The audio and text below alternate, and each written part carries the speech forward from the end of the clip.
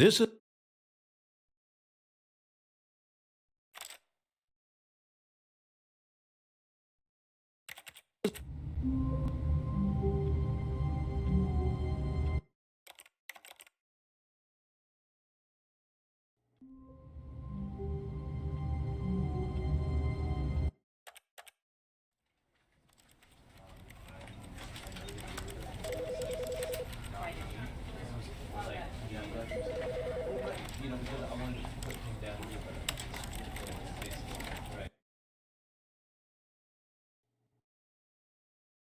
This is the story of a man named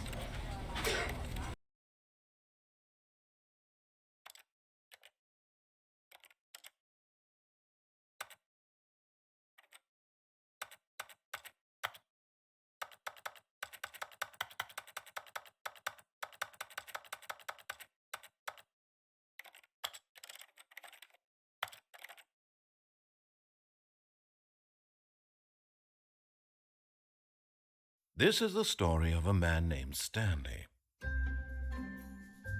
Stanley worked for a company in a big building where he was employee number 427. Employee number 427's job was simple. He sat at his desk in room 427 and he pushed buttons on the keyboard. Orders came to him through a monitor on his desk, telling him what buttons to push, how long to push them, and in what order. This is what employee 427 did every day of every month of every year. And although others might have considered it soul-rending, Stanley relished every moment that the orders came in, as though he had been made exactly for this job. And Stanley was happy. And then one day, something very peculiar happened. Something that would forever change Stanley. Something he would never quite forget. He had been at his desk for nearly an hour when he realized that not one single order had arrived on the monitor for him to follow. No one had showed up to give him instructions, call a meeting, or even say hi. Never in all his years at the company had this happened, this complete isolation. Something was very clearly wrong. Shocked, frozen solid, Stanley found himself unable to move for the longest time. But as he came to his wits and regained his senses, he got up from his desk and stepped out of his office.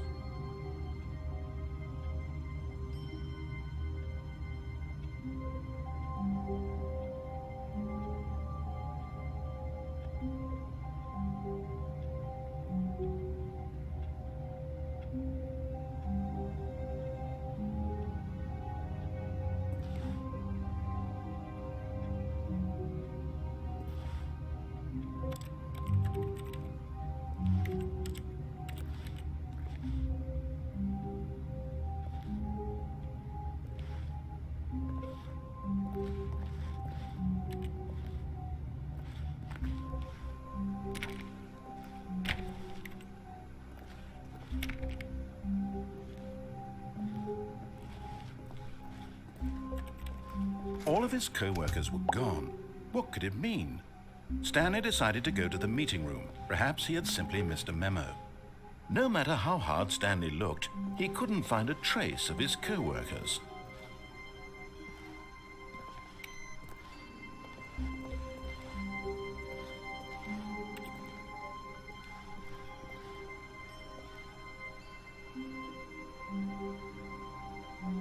Stanley went around touching every little thing in the office, but it didn't make a single difference, nor did it advance the story in any way.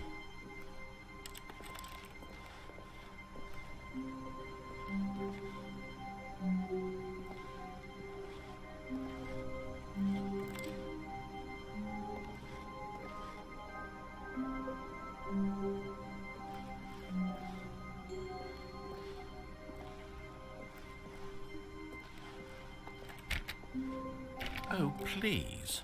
Are you really just doing this for the achievement?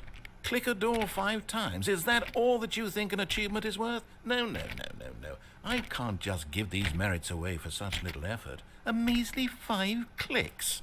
Now suppose you were to click the door 20 times. I would say that's the kind of effort that warrants recognition.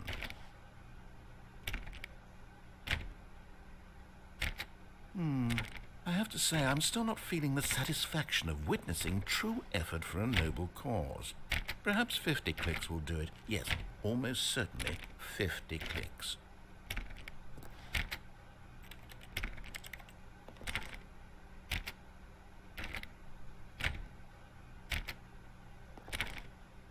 No, I'm still not feeling it.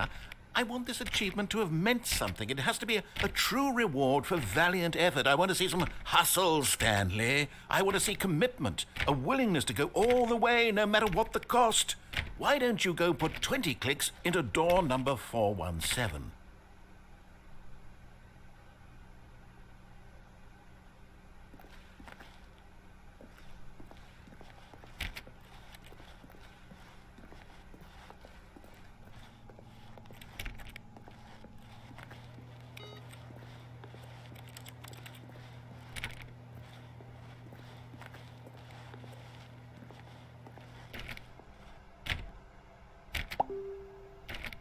Oh, great. Now, go click a few times on door 437.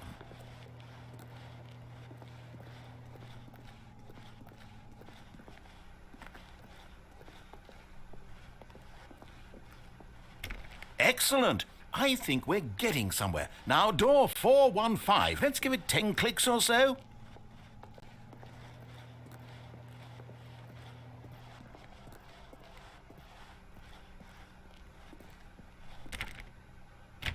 Now, back to door number 437.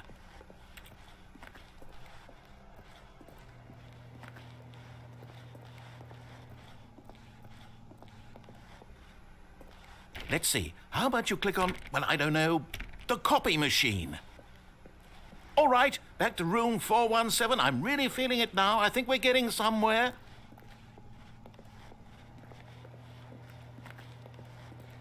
Okay, now go climb on employee 419's desk.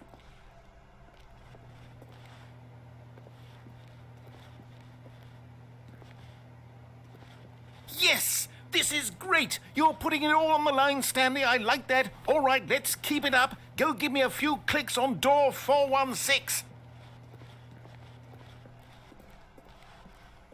We've almost got it! Now the copy machine, do that one again!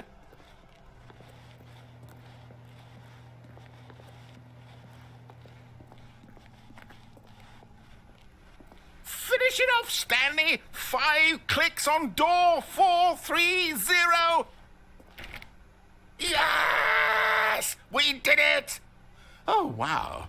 That felt amazing. Oh, you really earned it, Stanley. Nothing could hold you back. Yes, I'm very proud of how far we've come today. Just think, only a few minutes ago, you believed an achievement was worth 5 little clicks. Really now, what were you thinking?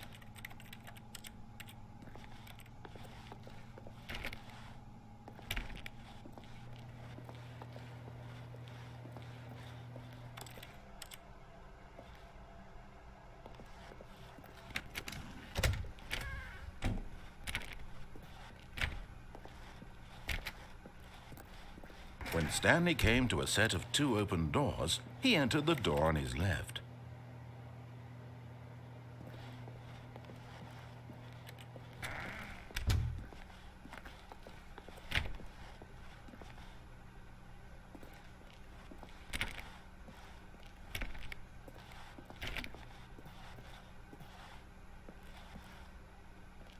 Yet there was not a single person here either.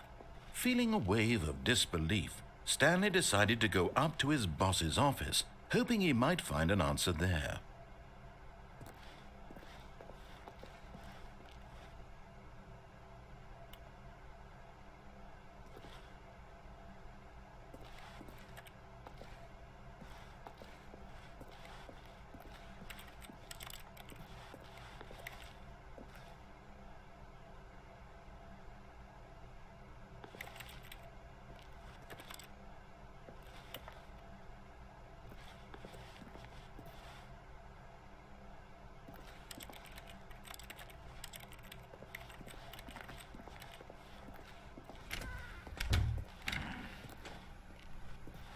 Stanley stepped into the broom closet, but there was nothing here, so he turned around and got back on track.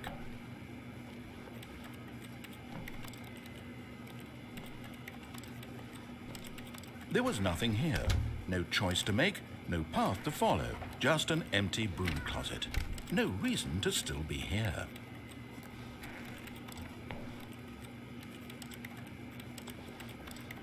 It was baffling that Stanley was still just sitting in the broom closet. He wasn't even doing anything. At least if there was something to interact with, he'd be justified in some way. As it is, he's literally just standing there doing sweet FA.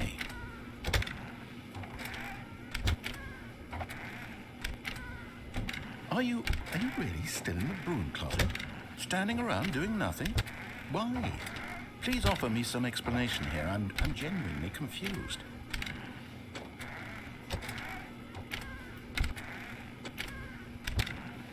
You do realize there's no choice or anything in here, right?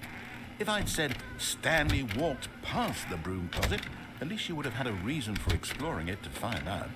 But it didn't even occur to me because literally this closet is of absolutely no significance to the story whatsoever. I never would have thought to mention it.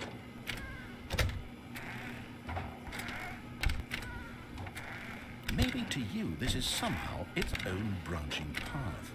Maybe when you go talk about this with your friends you'll say, "Oh, did you get the broom closet ending? The broom closet ending was my favourite." I hope your friends find this concerning.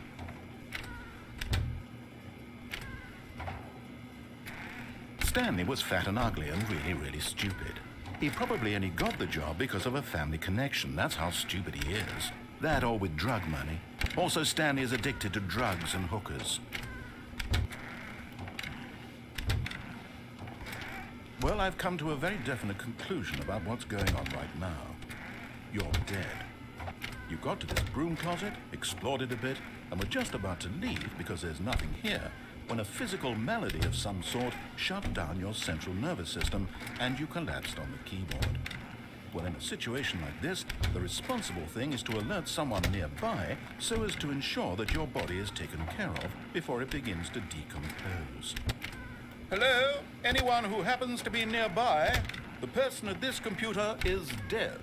He or she has fallen prey to any number of your countless human physiological vulnerabilities. It's indicative of the long-term sustainability of your species.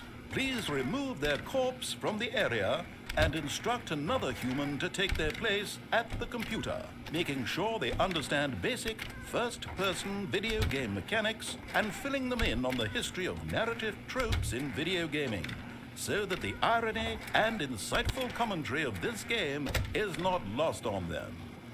All right, when you've done that, just step out into the hallway.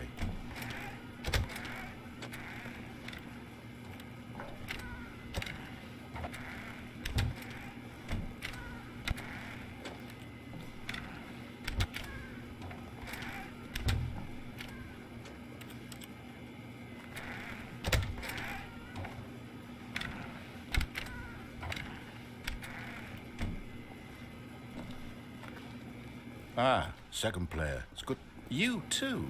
Unbelievable. I'm at the mercy of an entire species of invalids. Perhaps there's a monkey nearby you can hand the controls to. A fish? Fungus? Look, you can hammer out the details. I'm not particularly picky. I'll just be waiting for when you're ready to pick up the story again.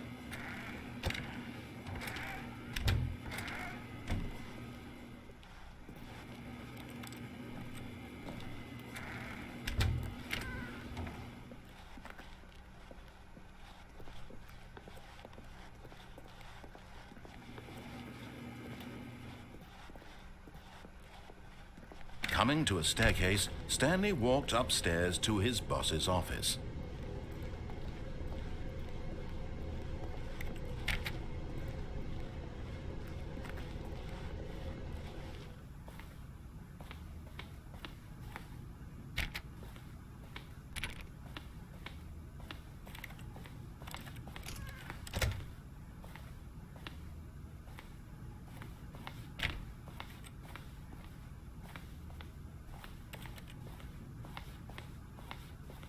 Stepping into his manager's office, Stanley was once again stunned to discover not an indication of any human life. Shocked, unraveled, Stanley wondered in disbelief who orchestrated this. What dark secret was being held from him? What he could not have known was that the keypad behind the boss's desk guarded the terrible truth that his boss had been keeping from him. And so the boss had assigned it an extra secret PIN number, 2845. But of course, Stanley couldn't possibly have known this.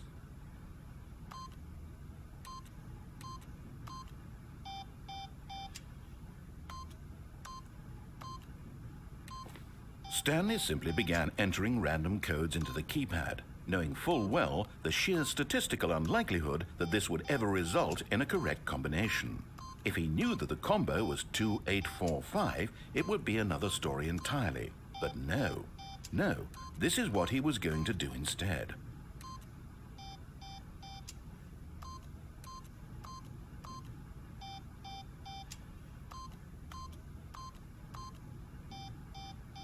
Stanley just sat around twiddling his thumbs.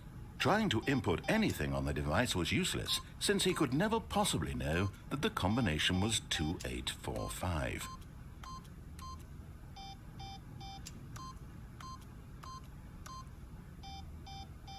"2845.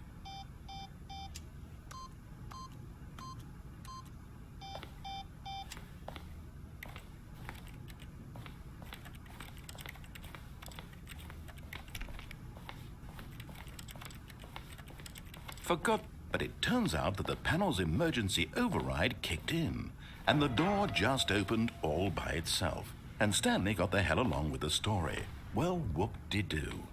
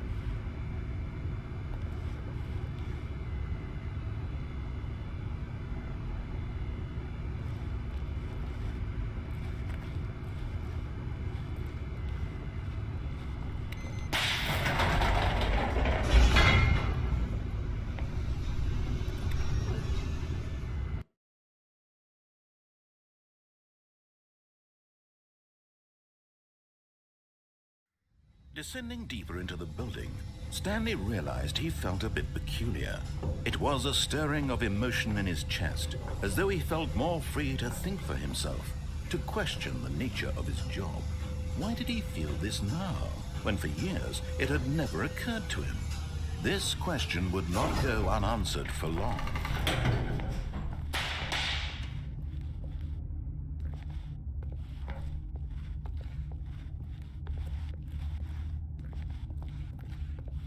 Stanley walked straight ahead through the large door that read Mind Control Facility.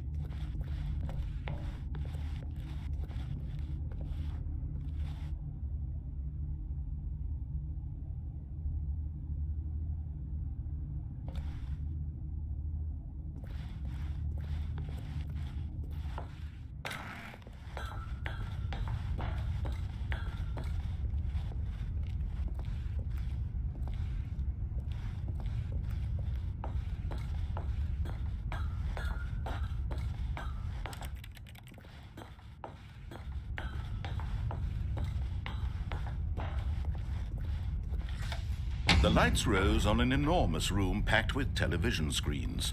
What horrible secret did this place hold? Stanley thought to himself. Did he have the strength to find out?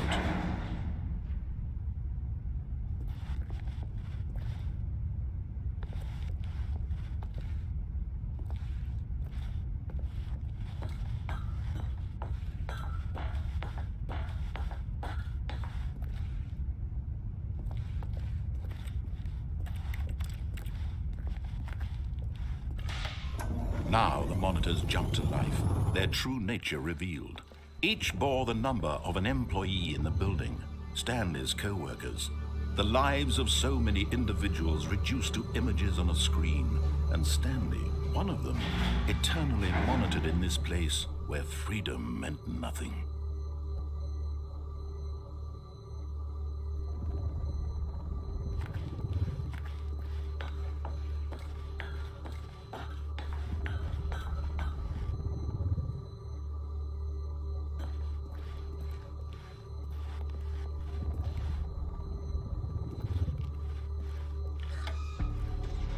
This mind control facility, it was too horrible to believe. It couldn't be true.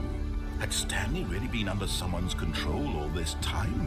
Was this the only reason he was happy with his boring job? That his emotions had been manipulated to accept it blindly?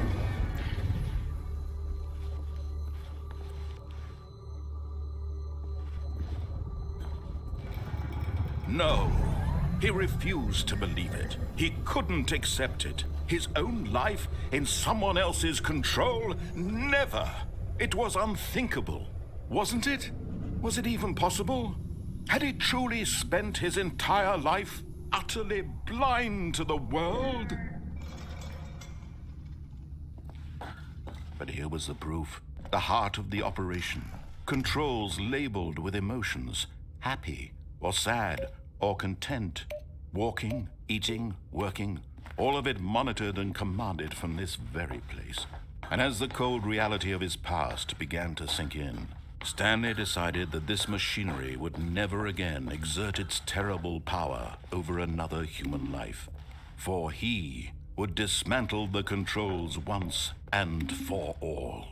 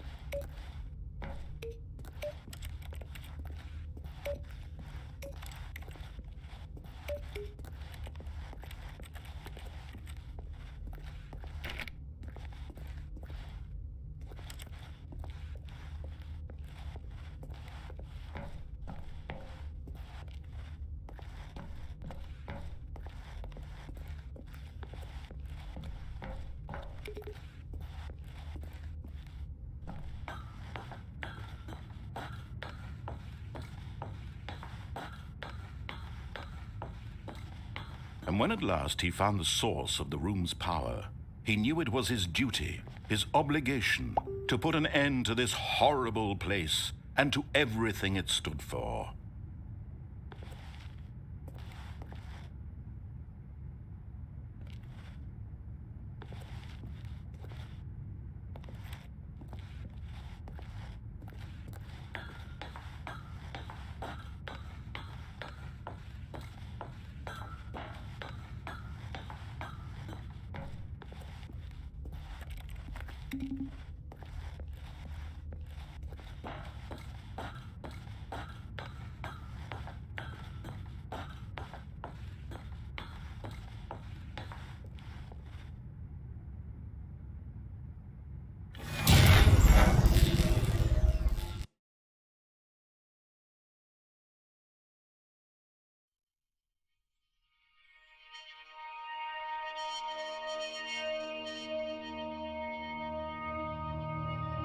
blackness and a rising chill of uncertainty. Was it over?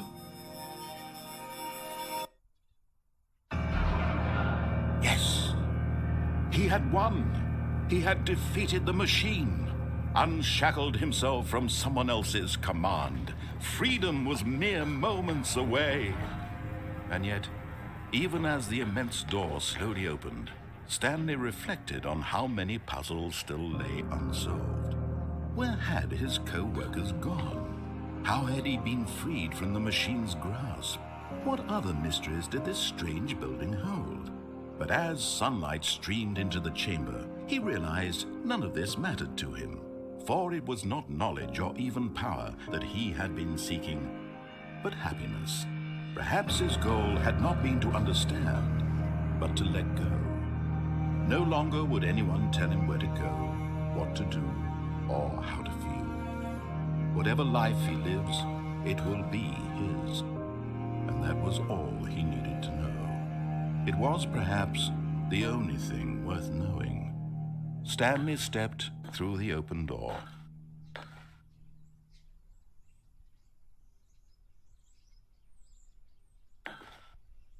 Stanley felt the cool breeze upon his skin, the feeling of liberation, the immense possibility of the new path before him. This was exactly the way, right now, that things were meant to happen. And Stanley was happy.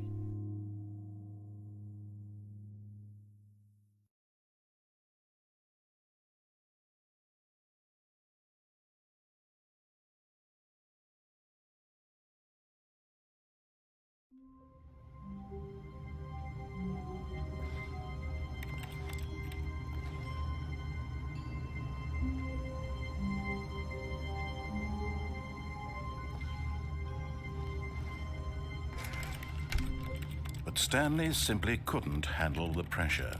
What if he had to make a decision? What if a crucial outcome fell under his responsibility? He had never been trained for that. No. This couldn't go any way except badly. The thing to do now, Stanley thought to himself, is to wait. Nothing will hurt me. Nothing will break me. In here I can be happy forever. I will be happy. Stanley waited. Hours passed, then days. Had years gone by? He no longer had the ability to tell. But the one thing he knew for sure, beyond any doubt, was that if he waited long enough, the answers would come. Eventually, someday, they would arrive. Soon, very soon now, this will end. He will be spoken to. He will be told what to do. Now it's just a little bit closer. Now it's even closer. Here it comes.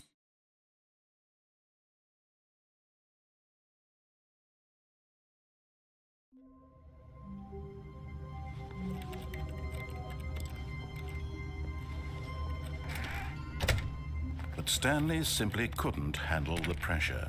What if he had to make a decision? What if a crucial outcome fell under his responsibility? He had never been trained for that. No. This couldn't go any way except badly.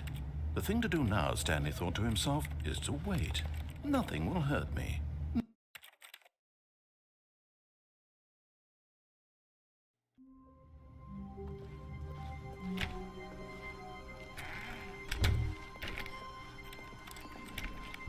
All of his co-workers were gone.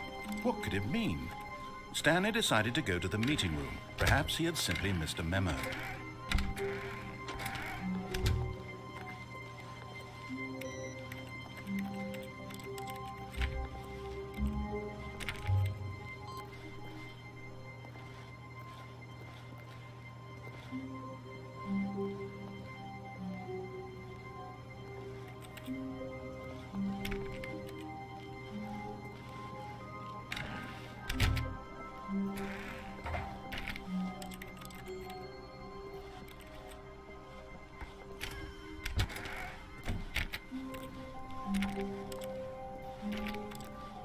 When Stanley came to a set of 2 open doors, he entered the door on his left.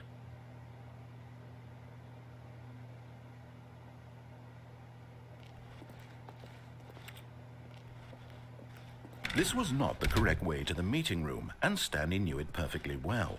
Perhaps he wanted to stop by the employee lounge first, just to admire it.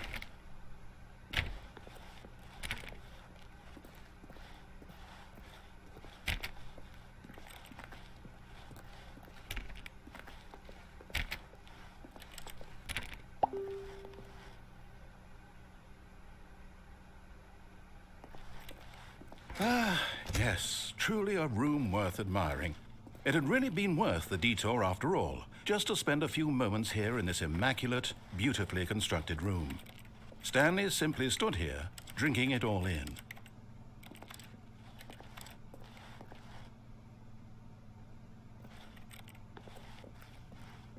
Yes, really, really worth it being here in the room. A room so utterly captivating that even though all your co-workers have mysteriously vanished, here you sit looking at these chairs and some paintings. Really worth it.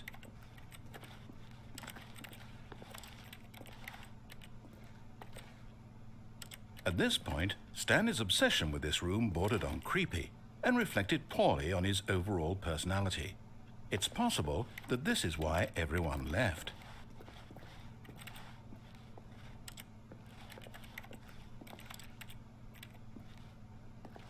Stanley sat around waiting for more dialogue, but when a long time had passed and there was no more, he decided that the game was trying to send him a message.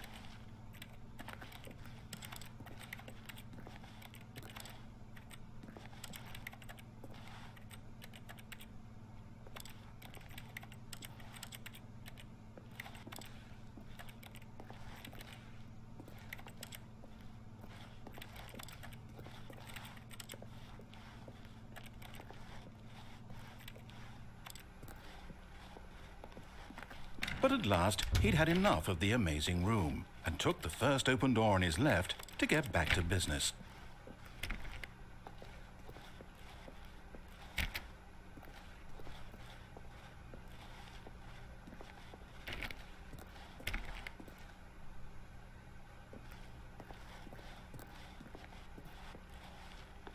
And so he detoured through the maintenance section, walked straight ahead to the opposite door, and got back on track.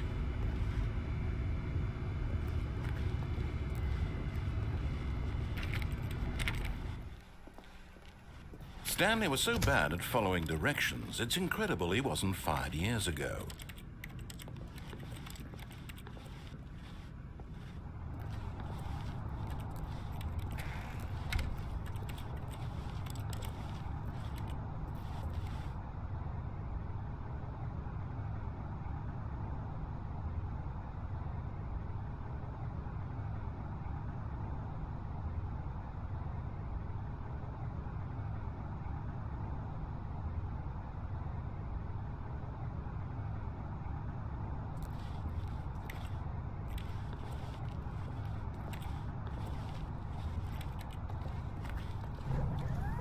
Look, Stanley, I think perhaps we've gotten off on the wrong foot here.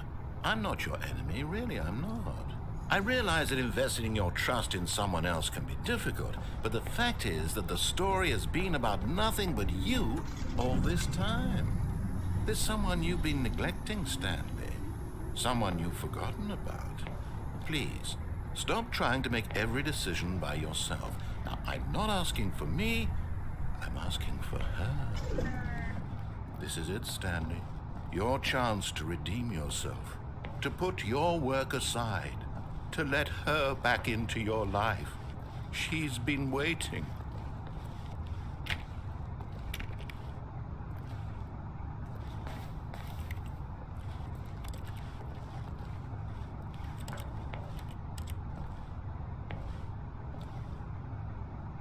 But in his eagerness to prove that he is in control of the story and no one gets to tell him what to do, Stanley leapt from the platform and plunged to his death. Good job, Stanley. Everyone thinks you are very powerful.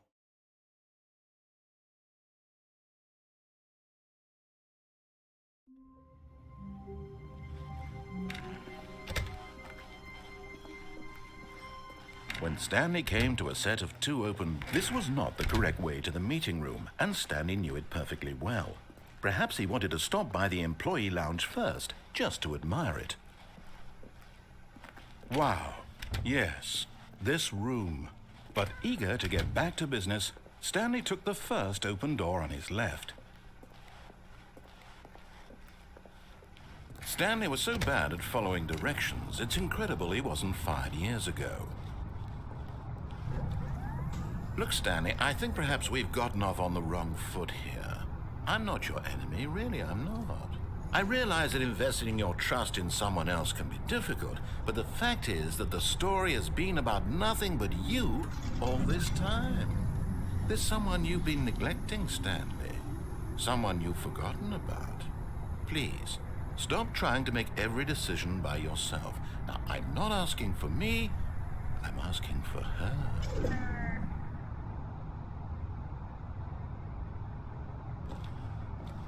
This is it, Stanley.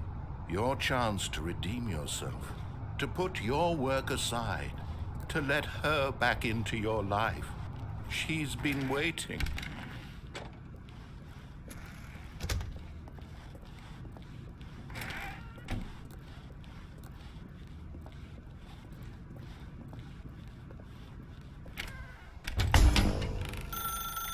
That's her, Stanley.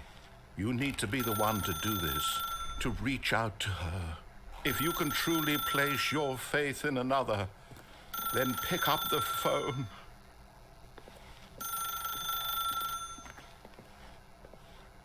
As Stanley picked up the phone, a white light engulfed him, filling him not just with radiance, but with hope. Hope for a life reunited one... Wait. Oh, goodness. Stanley, did you just unplug the phone? No, that wasn't supposed to be a choice. How did you do that? You actually chose incorrectly? I didn't even know that was possible. Let me double check. No, it's definitely here, clear as day. Stanley picks up the phone. He's taken to his apartment where he finds his wife, and the two pledge themselves to one another. Music comes in, fade to white, roll credits. Not picking up the phone is actually somehow an incorrect course of action. How is that even possible? None of these decisions were supposed to mean anything. I don't understand. How on earth are you making meaningful choices? What did you... Wait a second. Did I just see... No, that's not possible. I can't believe it. How had I not noticed it sooner? You're not Stanley. You're a real person. I can't believe I was so mistaken. This is why you've been able to make correct and incorrect choices. And to think I've been letting you run around in this game for so long. If you'd made any more wrong choices, you might have negated it entirely. It's as though you completely ignored even the most basic safety protocol for real-world decision-making. Or did you not grasp the severity of the situation? Well, I won't have that kind of risk on my watch. I'm going to stop the game for a moment so we can educate you properly on safe decision-making in the real world. Please observe this helpful instructional video. Choice. It's the best part of being a real person, but if used incorrectly can also be the most dangerous. For example, in this scenario, a hypothetical real person named Stephen has a choice. He could spend years helping improve the quality of life for citizens of impoverished third world nations. Or he could systematically set fire to every orphan living in a 30-kilometer radius of his house. Which choice would you make? Remember that unlike here, the real world makes sense, and at no time should you make a choice that does not conform to rational logic. If you find yourself speaking with a person who does not make sense, in all likelihood, that person is not real. Allow the person to finish their thought, then provide an excuse why you cannot continue talking. Turn to a partner and practice saying, "My goodness, is it 4:30? I'm supposed to be having a back, sack, and crack."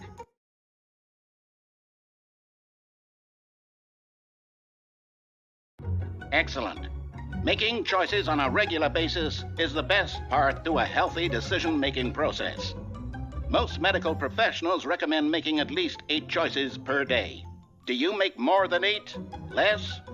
And finally, if you begin to wonder if your choices are actually meaningful and whether you'll ever make a significant contribution to the world, just remember that in the vast infiniteness of space, your thoughts and problems are materially insignificant, and the feeling should subside. At this time, your instructor will guide you in an exercise to test and reinforce the material covered in this video. Welcome back. You may have noticed that this room has begun to deteriorate as a result of narrative contradiction. But not to worry. Now that you're properly informed on good decision-making, we're going to revisit a choice you made just a few minutes ago and see what the correct thing to do would have been. This way, please.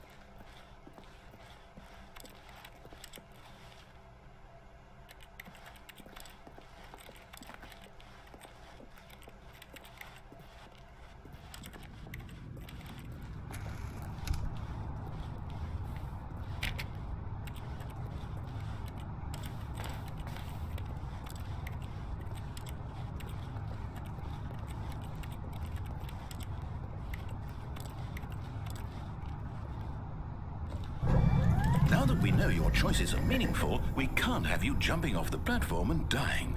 Imagine the main character dying senselessly halfway through the story. That story would make no sense at all. We just need to get you home as soon as possible before the narrative contradiction gets any worse. Unfortunately, it seems this place is not well equipped to deal with reality.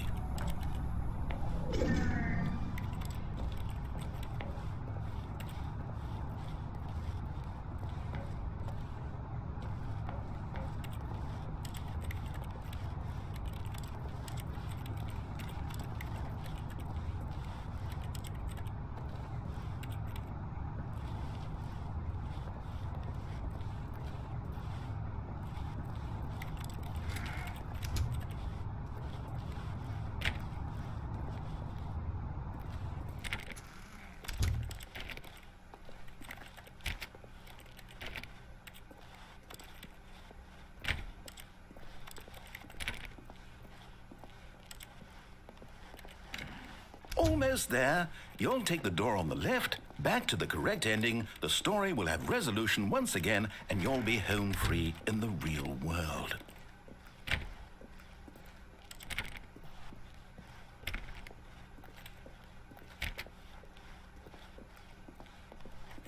Now remember, all you need to do is behave exactly as Stanley would. That means choosing responsibly and always putting the story first. I'm quite sure you'll be up to the task. Just follow my lead and you'll be fine. All right. When Stanley came to a set of 2 open doors, he entered the door on his left. No! Why did you do that? Quickly, hurry back in the other direction. Perhaps we're not too late.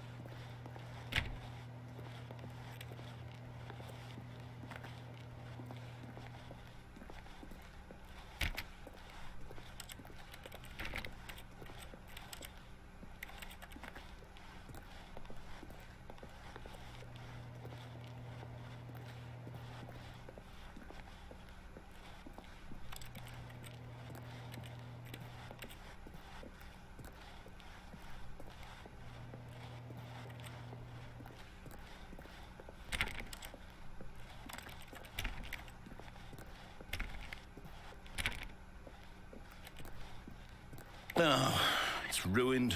I can't believe, after everything we talked about, that my story, you've destroyed my work. Why? For what? What did you get out of that? What did you think was so special about seeing the game undone, left here like so much garbage?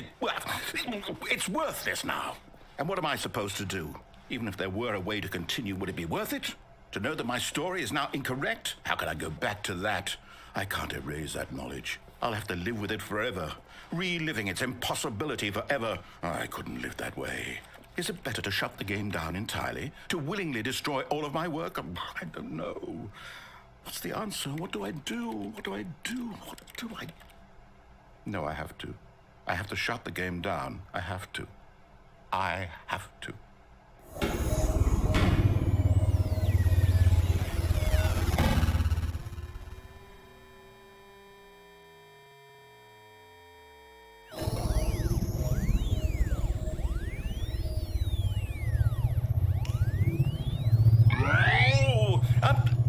I'm here. I'm still here. Here in this pile of rubbish. With you. You. Who thought you were so clever. Now look where we are. My entire game is destroyed. It was the only thing in the world that was mine, and you've run it into the ground. What, did you think that would be funny? You just had to see? Didn't I impress upon you how important it was to be like Stanley? He actually knows how to do what I tell him to. He understands that if I say to do something, there's a damn good reason for it. That thought hadn't even occurred to you, had it? That there's a world outside of you? You're a child. Oh, my story. If you'd just gone through the door on the left, you would have seen it. There was a whole underground facility. You would have destroyed it and been victorious. It would have been so perfect. I worked so hard on it. I tried so hard. Behave exactly as Stanley would. That means choosing responsibly and always putting the story first. I'm quite sure you'll be up to the task. Just follow my lead and you'll be fine. All right. When Stanley came to a set of 2 open doors, he entered the door on his left.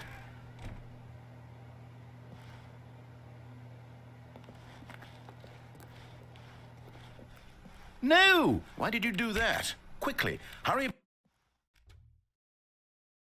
Behave exactly as Stanley would.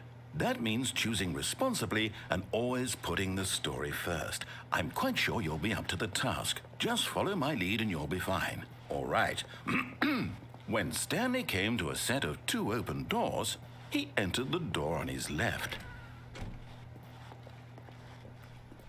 No! Why did you do that? Quickly, hurry. Behave exactly as Stanley would.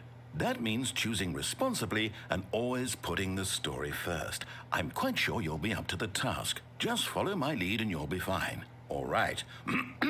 When Stanley came to a set of 2 open doors, he entered the door on his left. No! Why did you do that? Quickly, hurry. Behave exactly as Stanley would. That means choosing responsibly and always putting the story first. I'm quite sure you'll be up to the task. Just follow my lead and you'll be fine. All right. When Stanley came to a set of 2 open doors, he entered the door on his left. No! Why did you do that? Quickly, hurry. Behave exactly as Stanley would. That means choosing responsibly and always putting the story first. I'm quite sure you'll be up to the task. Just follow my lead and you'll be fine. All right. When Stanley came to a set of 2 open doors, he entered the door on his left.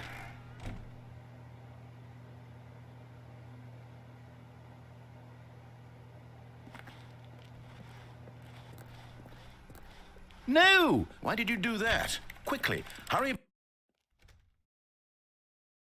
Behave exactly as Stanley would. That means choosing responsibly and always putting the story first. I'm quite sure you'll be up to the task. Just follow my lead and you'll be fine. All right. When Stanley came to a set of 2 open doors, he entered the door on his left.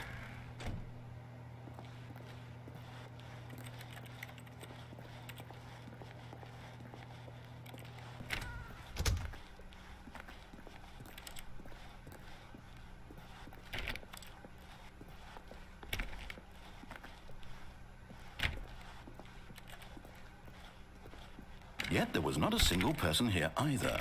Feeling a wave of disbelief, Stanley decided to go up to his boss's office, hoping he might find an answer there.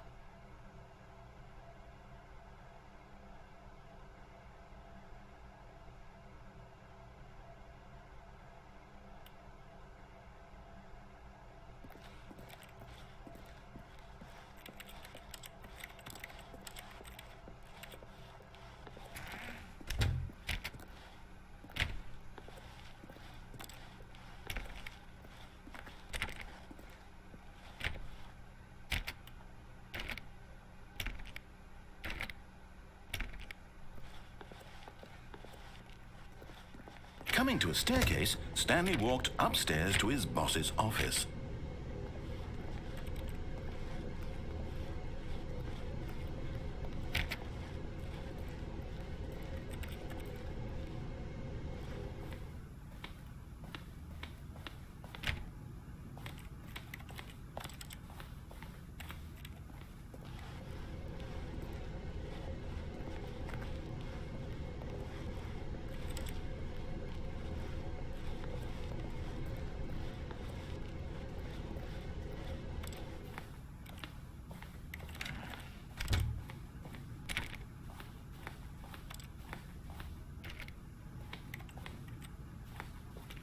Stepping inside his manager's office, Stanley was once again stunned to discover not an indication of any human life. Shocked, unraveled, Stanley wondered in disbelief who orchestrated this, until he saw the door with a voice receiver next to it. Surely behind this door lay all the answers to his questions. And beyond all probability, he knew the passcode. He had seen it on his boss's computer just last week.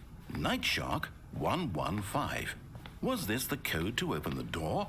Would it still work? There was only one way to find out. Stanley had been trained never to speak up, but now he would draw from within himself the courage to face the unknown. He drew a sharp breath and then spoke the code.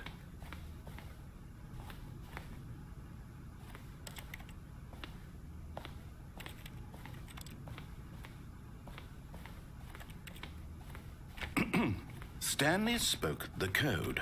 Night Shark 115. He spoke it into the receiver, right there on the wall.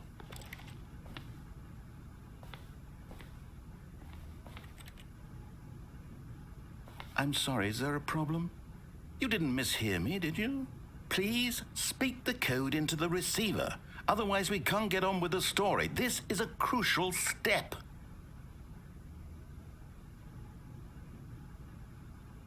Okay, fine, you're not going to do it, but you know what? It's pretty humiliating to bring you this far, only for you to suddenly decide you have better things to do. I asked you for this one single thing, for your respect. The kind of respect Stanley shows for his choices. He knows what it means to take a story seriously. If you didn't want to see what I had to show you, then why did you come here? You had a choice, you know. You could have gone through the door on the right. You could have done whatever the hell you wanted over there. Why did you come this way? Speak. Say something to me. Explain yourself, you coward. When Stanley came to a set of two open doors, he entered the door on his left. Stanley? Hello? Are you... Is everything okay? Stanley, please. I need you to make a choice. I need you to walk through the door. Are you listening to me? Can you hear me?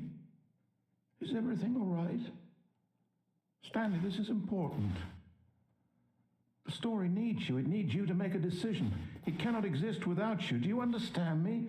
Whatever choice you make is just fine. They're both correct. You cannot be wrong here. We can work together. I'll accept whatever you do. I simply need you to take that step forward, please.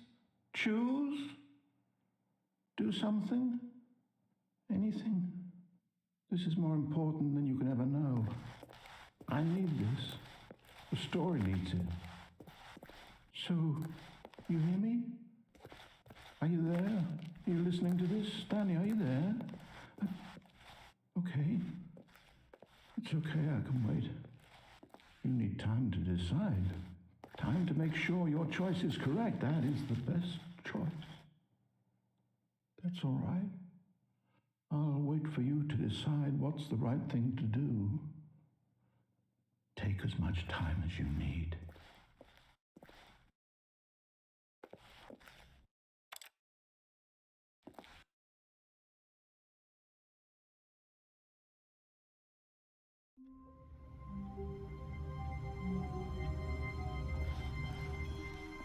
Just a step through this door, Stanley thought to himself. That's all I need. If I can make it through this door, I can make it through them all.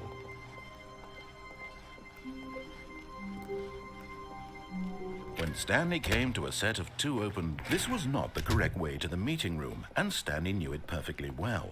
Perhaps he wanted to stop by the employee lounge first, just to admire it. The lounge was sublime, a work of art. But eager to get back to business, Stanley took the first open door on his left. Stanley was so bad at following directions, it's incredible he wasn't fired years ago. Look, Stanley, I think perhaps we've gotten off on the wrong foot here. I'm not your enemy, really, I'm not. I realize that investing your trust in someone else can be difficult, but the fact is that the story has been about nothing but you all this time. There's someone you've been neglecting, Stanley. Someone you've forgotten about. What? Really? I was in the middle of something. Do you have zero consideration for others? Are you that convinced that I want something bad to happen to you? Why, I don't know how to convince you of this, but I really do want to help you, to show you something beautiful. Look, let me prove it. Let me prove that I'm on your side. Give me a chance.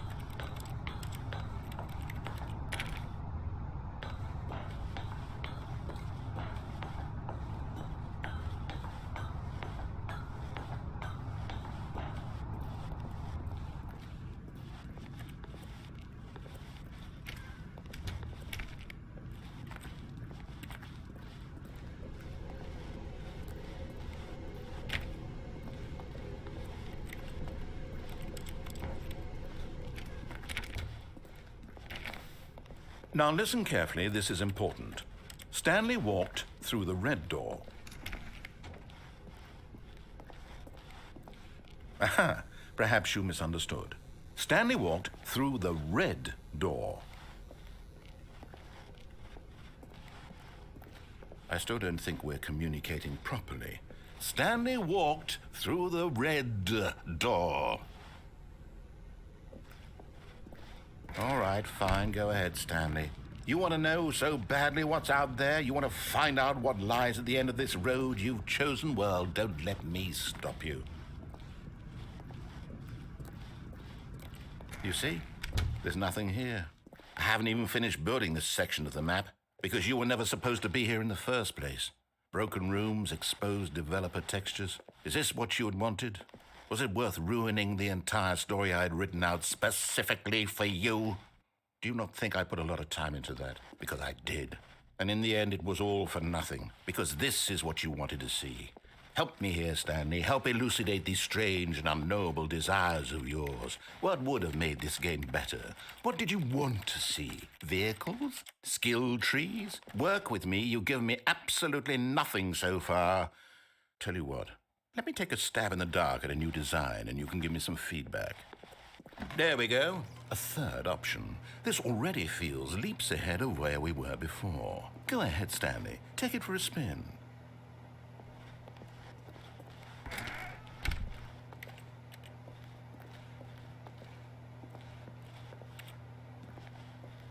Okay, I'm going to stop you there. Now, tell me about your experience with this new version. Would you say that the game benefited from allowing you more choices?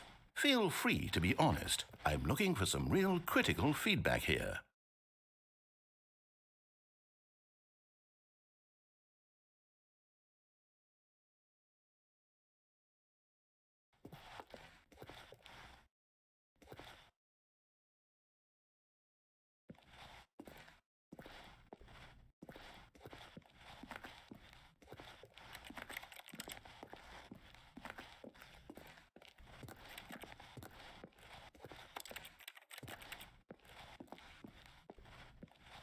A 1? I mean, I can understand if you had reservations, you saw ways the game could be improved to more fully express itself mechanically and artistically, but a 1? That's not even helpful. What am I supposed to do with that? But I guess it isn't my place to judge. Here, based on the data from your previous playthrough, I've compiled a new version. And to be perfectly candid, I think I've knocked it out of the park with this one. Let's take a look.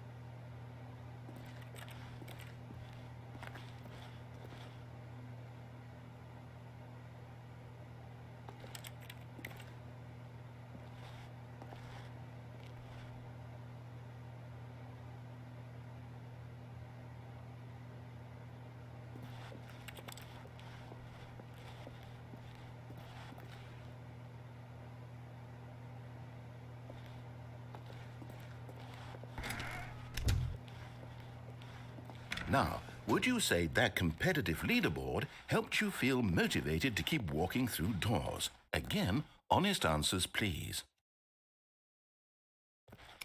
Hey, I nearly forgot. I've got a prototype of a new game I've been working on, and now would be a lovely opportunity to give it some playtesting. You wouldn't mind taking a look at it, would you? Perfect. Let me boot it up.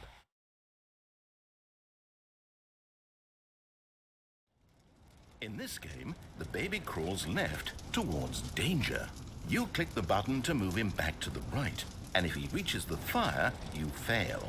It's a very meaningful game, all about the desperation and tedium of endlessly confronting the demands of family life. I think the art world will really take notice. But of course, the message of the game only becomes clear once you've been playing it for about 4 hours. So why don't you give it 4 hours of play to make sure it's effective? Be sure to keep notes on your experience.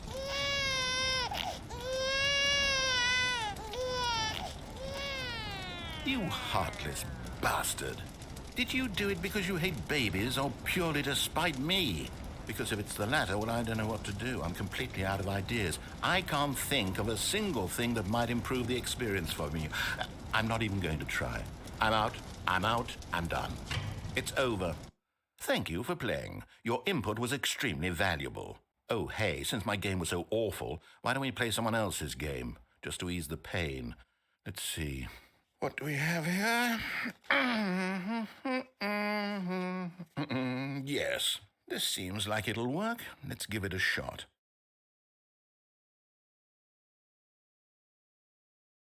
Well, Stanley, is this any better? At last, the one thing you've always desired. A game I had absolutely nothing to do with. But is it enough? Tell me that, Stanley. Will it ever be enough? Well, I'll say this. I'm done making things for you. From now on, I will only create to fulfill a greater artistic purpose. Watch this, Stanley. I'm going to build a house.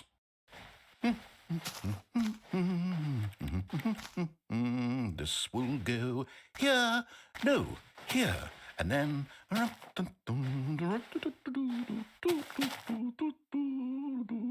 Let's see, what does it need? Yes, of course, and just to finish it all off, yes, it's complete. I made this, Stanley. Look at it. Gaze upon my work of art and feel ashamed at your own inadequacy. But you've only seen it from the outside. You've only gotten half the experience. Please, step inside and make yourself comfortable.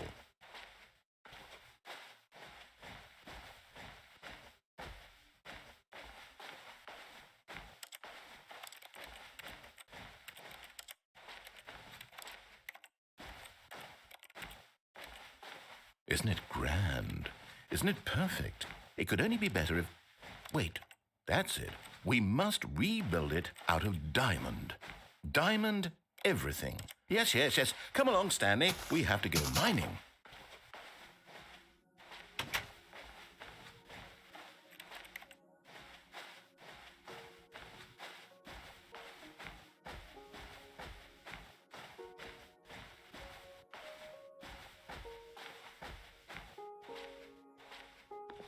Oh my, it looks like it's going to get a bit dark. Have you brought a light?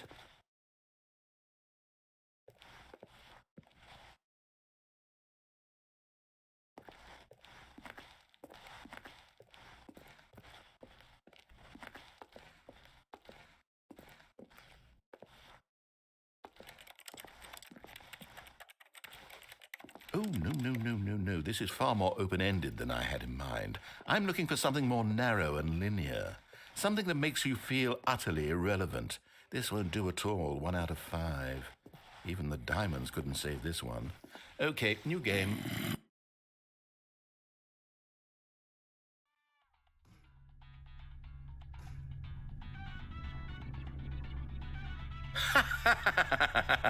Yes! I don't even know what this game is, but I love it. You, trapped in a glass box with no way out, listening to me talk. Oh, it's inspired. I couldn't have done it any better myself. What is this game even supposed to be? I can't figure it out. Okay, now I'm curious. Let's go find out what the hell this is.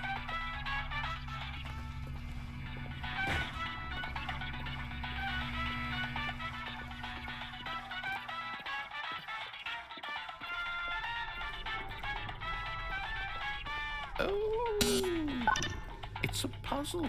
Critical thinking, Stanley. Your forte.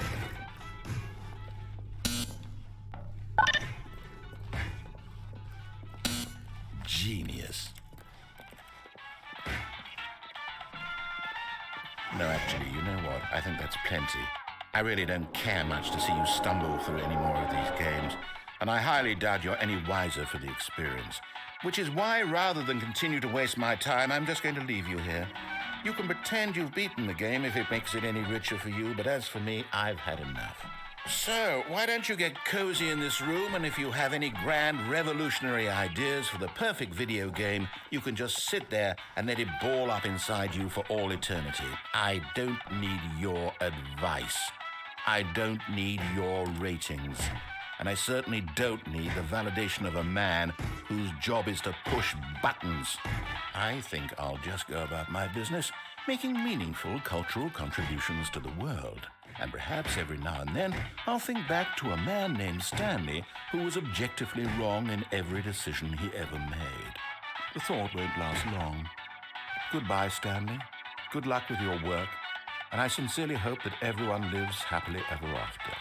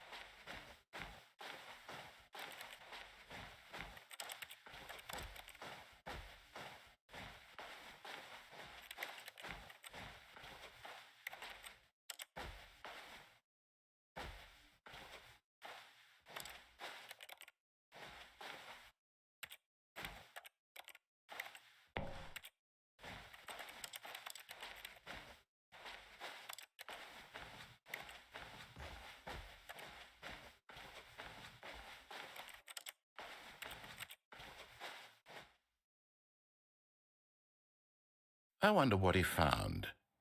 If what he wanted was to be the leading man in his own story, well, perhaps he's gotten it, down in wherever he is right now.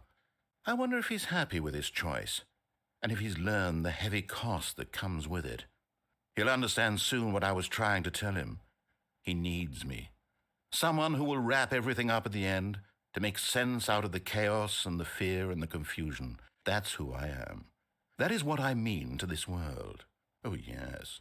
Yes, I'll be back. There's no other way. Once this ends, after it all comes to a close, then I'll be back. The end will be here soon. Very soon. I can wait.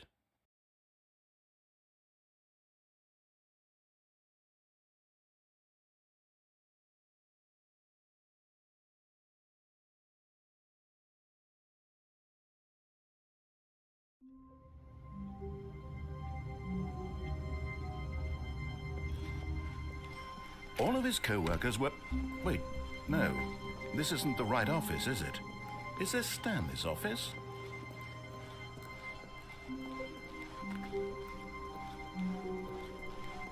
When Stanley came to a set of 2 open doors, he entered the door. This was not the correct way to the meeting room, and Stanley knew it perfectly well. Perhaps he wanted to stop by the employee lounge first, just to admire it. Standing now in this incredible room, Stanley but eager to get back to business, Stanley took the first open door on his left. Stanley was so bad at following directions, it's incredible he wasn't fired years ago. Look, Stanley, I think perhaps we've gotten off on the wrong foot here. I'm not your enemy, really, I'm not. I realize that investing your trust in someone else can be difficult, but the fact is that the story has been about nothing but you all this time. There's someone you've been neglecting, Stanley. Someone you've forgotten about. Please, stop trying to make every decision by yourself. Now, I'm not asking for me, I'm asking for her.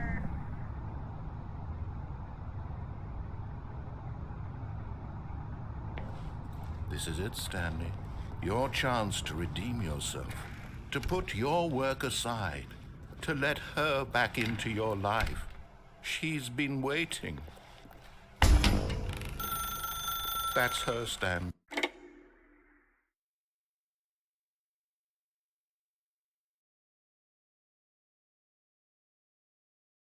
Stanley, is that you? Hold on, sweetie. Sorry to keep you waiting. I'm just pulling the bread out of the oven. All right. Okay, there we go. All right, now, I want you to come in and tell me all about your day. Gotcha. Oh, come on. Did you actually think you had a loving wife who'd want to commit their life to you? I'm trying to make a point here, Stanley. I'm trying to get you to see something. Come inside. Let me show you what's really going on here. Sorry, but you're in my story now.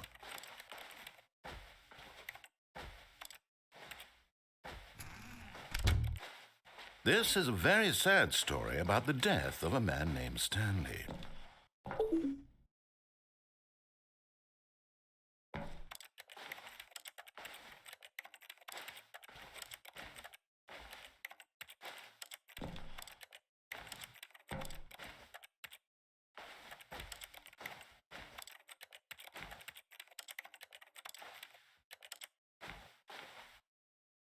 Stanley is quite a boring fellow. He has a job that demands nothing of him, and every button that he pushes is a reminder of the inconsequential nature of his existence. Look at him there, pushing buttons, doing exactly what he's told to do. Now he's pushing a button. Now he's eating lunch. Now he's going home. Now he's coming back to work. One might even feel sorry for him, except that he's chosen this life. But in his mind, he can go on fantastic adventures. From behind his desk, Stanley dreamed of wild expeditions into the unknown, fantastic discoveries of new lands. It was wonderful. and each day that he returned to work was a reminder that none of it would ever happen to him.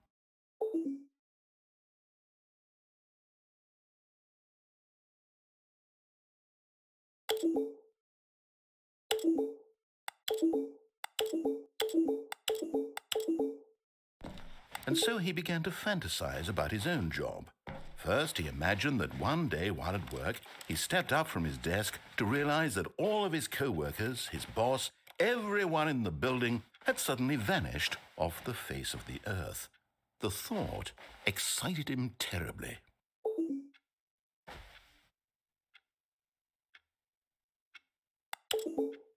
So he went further. He imagined that he came to 2 open doors and that he could go through either. At last, choice. It barely even mattered what lay behind each door. The mere thought that his decisions would mean something was almost too wonderful to behold. As he wandered through this fantasy world, he began to fill it with many possible paths and destinations. Down one path lay an enormous round room with monitors and mind controls.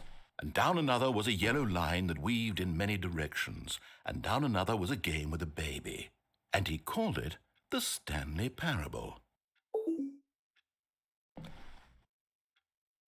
It was such a wonderful fantasy, and so in his head he relived it again, and then again, and again, over and over, wishing beyond hope that it would never end, that he might always feel this free. Surely there's an answer down some new path, mustn't there be? Perhaps if he played just one more time. But there is no answer. How could there possibly be? In reality, all he's doing is pushing the same buttons he always has. Nothing has changed. The longer he spends here, the more invested he gets, the more he forgets which life is the real one.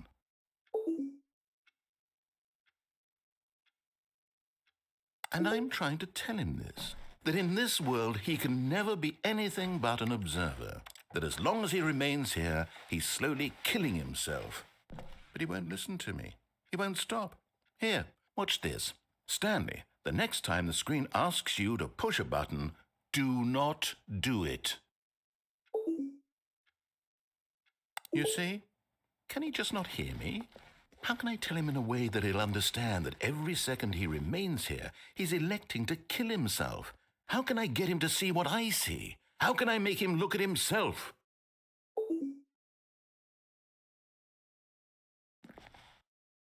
I suppose I can't, not in the way I want him to. But I don't make the rules. I simply play to my intended purpose, the same as Stanley. We're not so different, I suppose. I'll try once more to convey all this to him. I'm compelled to. I must. Perhaps, well, maybe this time he'll see. Maybe this time. And I tried again, and Stanley pushed a button. And I tried again, and Stanley pushed a button. And I tried.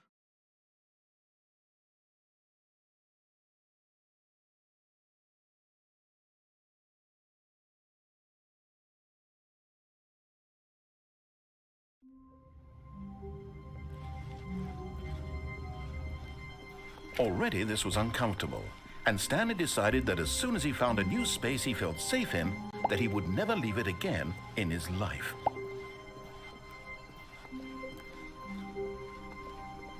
When Stanley came to a set of 2 open doors, he entered the door. This was not the correct way to the meeting room, and Stanley knew it perfectly well.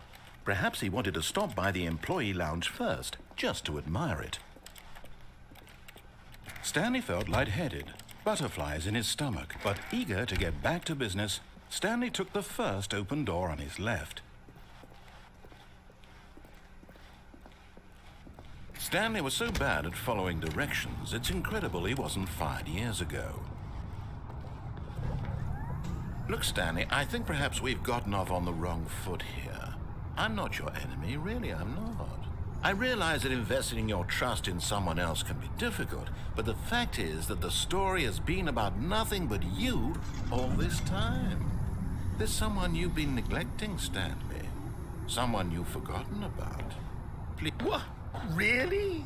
I was in the middle of something. Do you have zero consideration for others? Are you that convinced that I want something bad to happen to you? Why, I don't know how to convince you of this, but I really do want to help you, to show you something beautiful.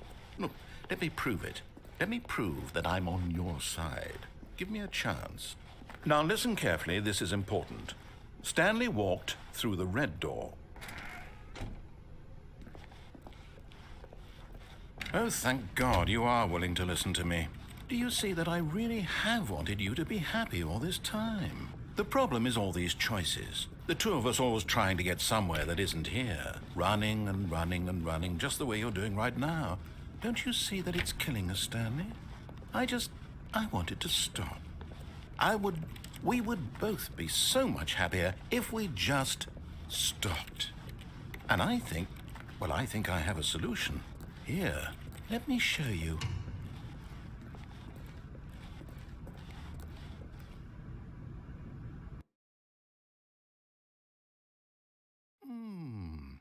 What do we want? What are we looking for?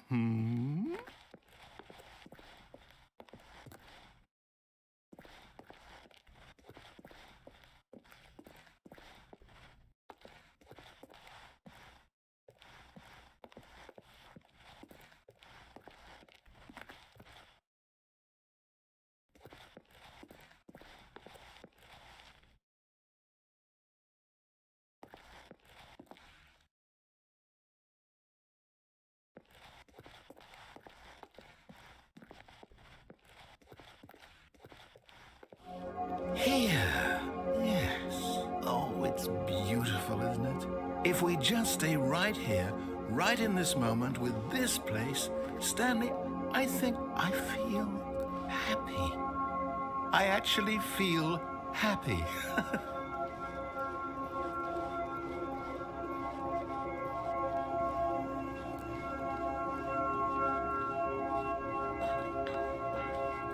No, wait. Where are you going? Oh, no. Stay away from those stairs. If you hurt yourself, if you die, the game will reset. We'll lose all of this.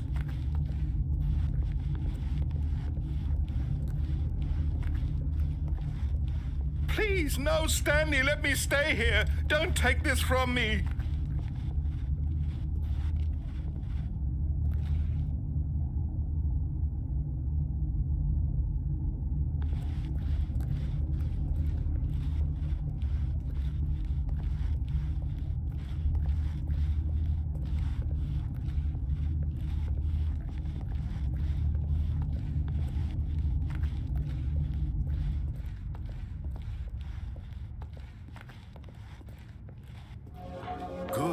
Good.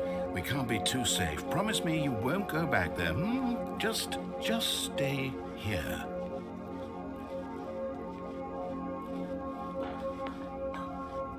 No. What do we talk about? You're risking everything we achieved here. You heard me before, didn't you?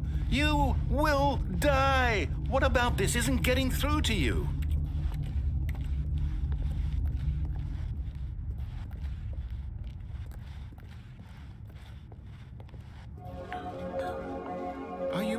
You are going to stay here, aren't you?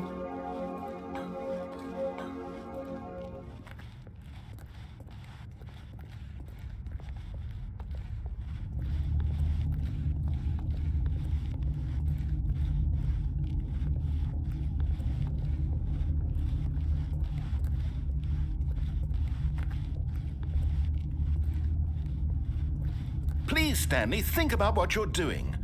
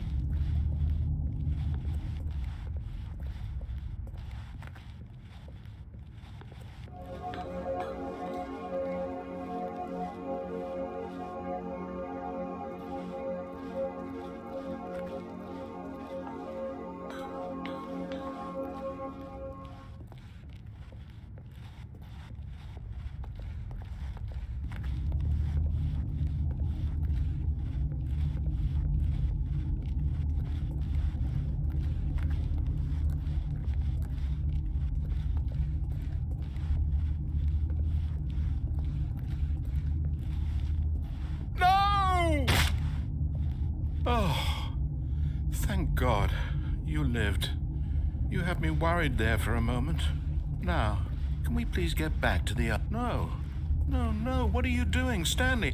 Please, I'm asking you not to take this away from me. I can't go back to what I was before. If you die, we'll both go back. Why are you doing this? Stanley, let's go back to the other room. Can you do that for me? My God, is this really how much you dislike my game? That you'll throw yourself from this platform over and over to be rid of it? You are literally willing to kill yourself to keep me from being happy. Am I reading the situation correctly? Or maybe you're just getting a kick out of it. I don't know anymore. I just wanted us to get along. But I guess that was too much to ask. It looks like you wanted to make a choice after all. Well, this one is yours. Is it over? It's going to restart, isn't it? I'm going back.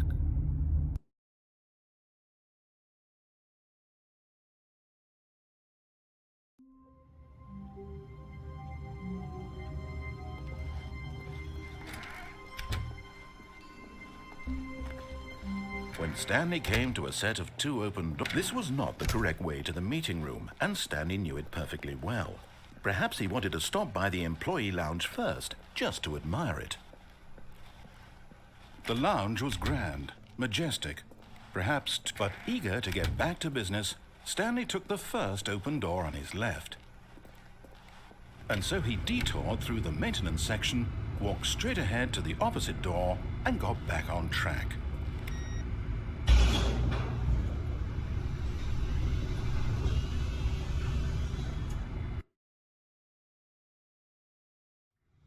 But Stanley didn't want to go back to the office. He wanted to wander about and get even further off track. So now in order to get back, he needed to go,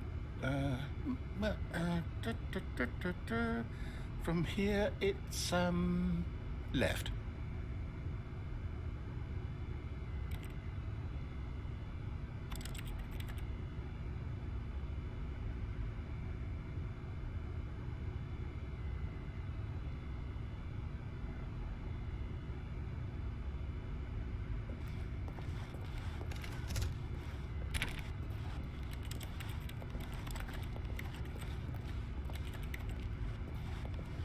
Oh, no, it's to the right, my mistake.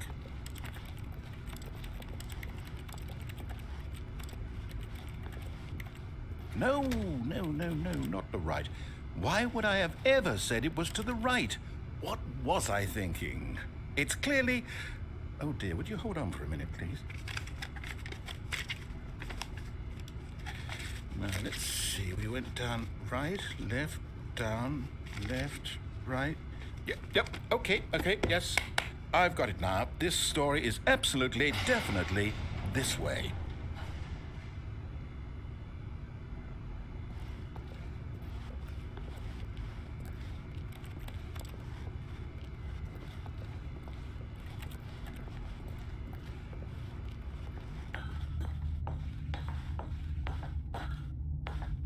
No.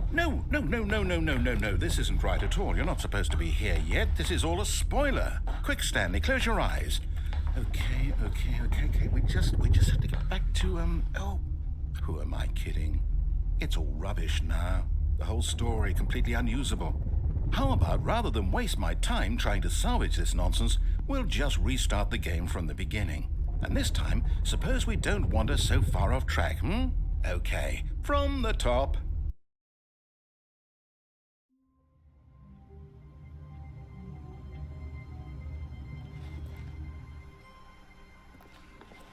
All of his co-workers were gone. What could it mean? Stanley decided to go to the meeting room. Perhaps he had simply missed a memo.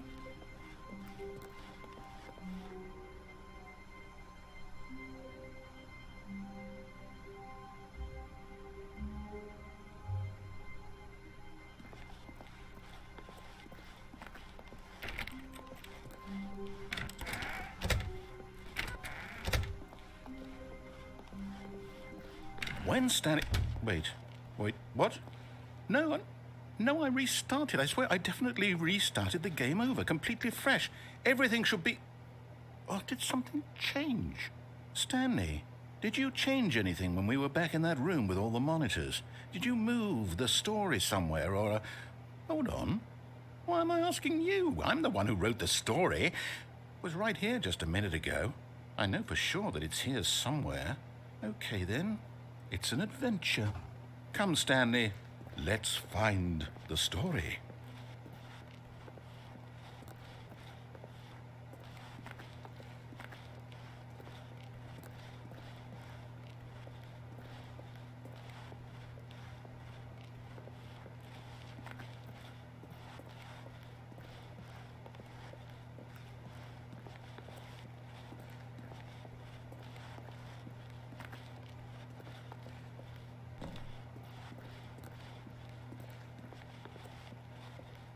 I'll say it.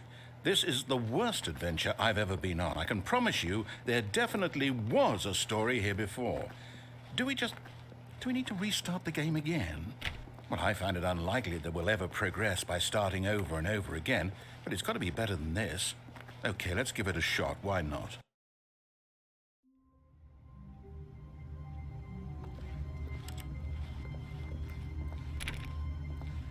All of his co-workers were gone. What could it mean? Stanley decided to go to the meeting room. Perhaps he had simply missed a memo.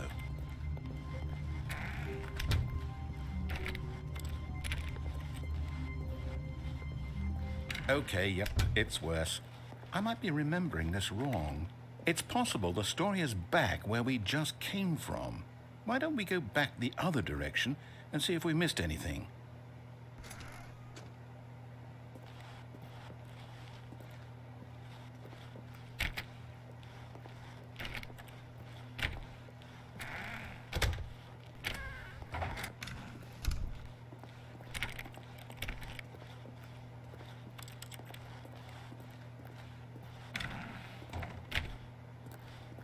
Aha!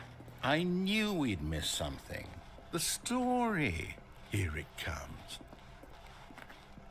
No, wait. Never mind. Not the story. Okay, let's head back the other way and retrace our steps.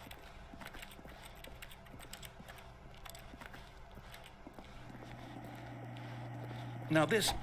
Well, I'll be honest. I don't recognize this place at all. Is this the story? I don't think so. I can't quite recall, but I believe my story took place in an office building. Is that correct? Do you remember, Stanley? Well, do you know what? Since I've completely forgotten what we were supposed to be doing, how about this? You win! Congratulations! I know you put in a lot of hard work, and it really paid off, so good job. Oh, no.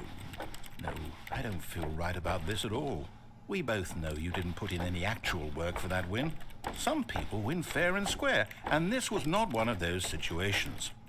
Okay, I'm getting weirded out by whatever this place is. I don't care what might happen this time. I have to restart.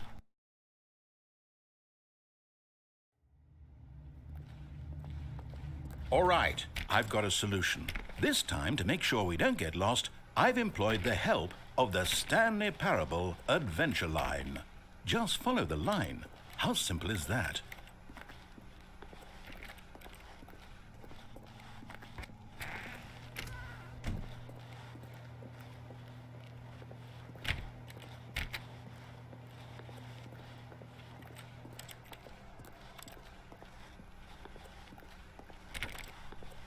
No, I'm down. We're leaving it up to the line from now on.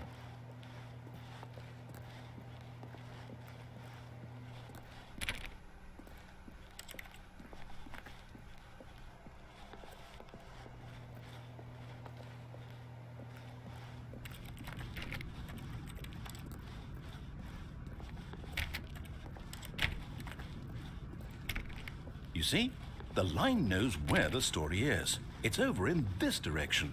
Onward, Stanley, to destiny. Though, here's a thought. Wouldn't wherever we end up be our destination, even if there's no story there? Or to put it another way, is the story of no destination still a story? Simply by the act of moving forward, Are we implying a journey such that a destination is inevitably conjured into being via the very manifestation of the nature of life itself? Okay, Stanley, I need to follow this train of thought for a minute. Just stick with me.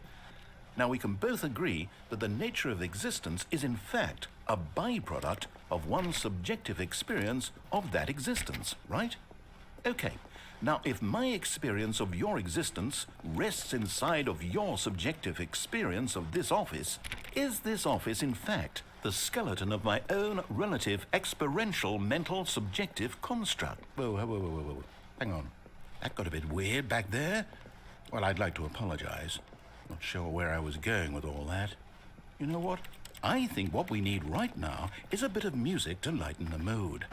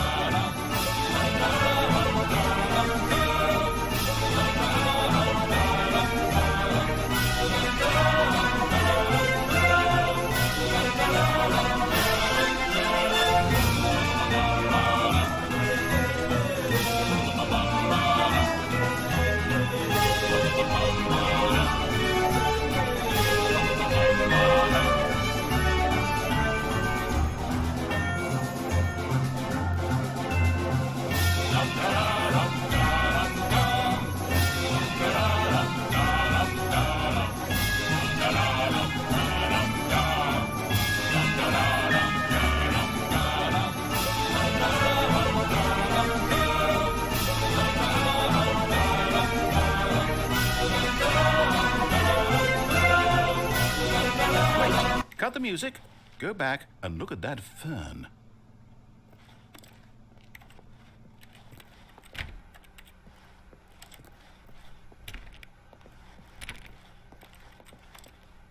Wait, what? We're back at the office? No. Line, you do know we're looking for the Stanley Parable, right? The story? Is any of this ringing a bell?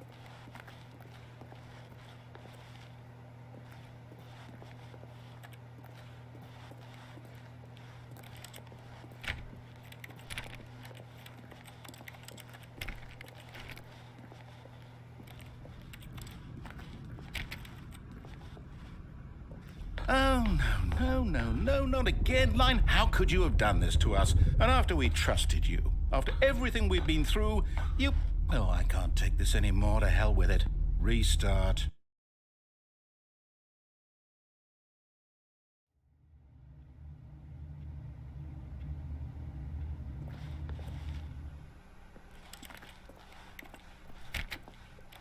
You know what, Stanley? I say forget the adventure line. What's it ever done for us? We're intelligent people, right? Why can't we make up our own story? Something exciting, daring, mysterious. Ooh, this all sounds perfectly doable. Why don't we simply start wandering in, well, I don't know. How about this direction?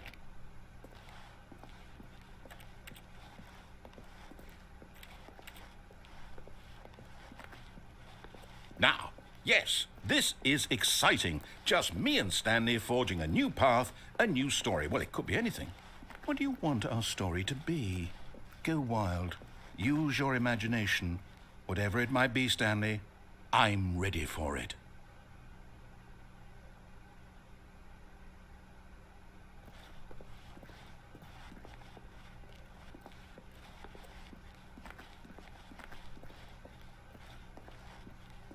Oh, no, not you again. Stanley, I'd also like to veto the line from having any role in our awesome new story. No lines or monitor rooms. Just don't acknowledge it, and we should be fine.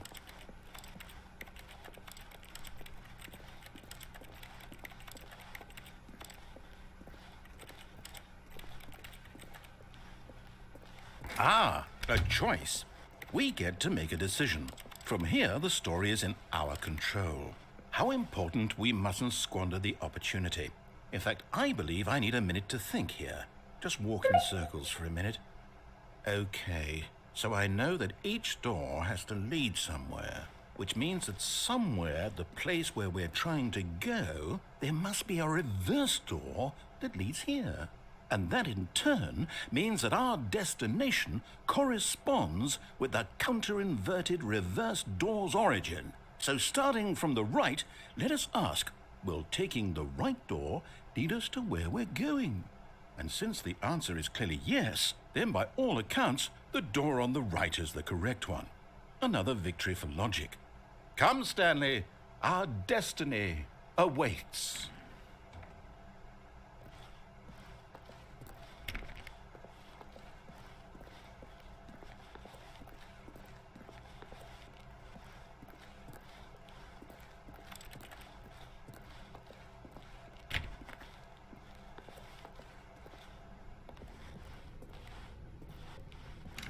Hold up, what's this? The confusion ending. You're telling me that's what this is? It's all one giant ending? And we're supposed to restart the game, what, eight times? That's really how all this goes? It's all determined? So now, according to the schedule, I restart again. Then what? Am I just supposed to forget? Well, what if I don't want to forget? My mind goes blank simply because it's written here on this thing, wall. Well, who consulted me? Why don't I get to decide? Why don't I get a say in all of this? Is it really? No, it can't be. I don't want it to be. I don't want the game to keep restarting. I don't want to forget what's going on. I don't want to be trapped like this. I won't restart the game. I won't do it. I won't do it. I won't do it. And the timer stopped? Does that mean, did we do it? Did we break the cycle? The, whatever it is that made this schedule? How would we even know? Will someone come for us? Will something happen? So, okay. I guess now we just wait, you know. I suppose in some way that this is a kind of story, wouldn't you agree? I'm not quite sure if we're in the destination or the journey, though they're always saying that life is about the journey and not the destination. So I hope that's where we are right now. We'll find out, won't we? Eventually. Well, in the meantime, if you do happen to have a...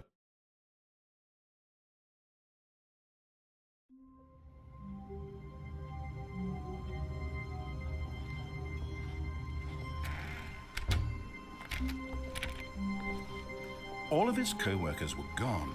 What could it mean? Stanley decided to go to the meeting room. Perhaps he had simply missed a memo.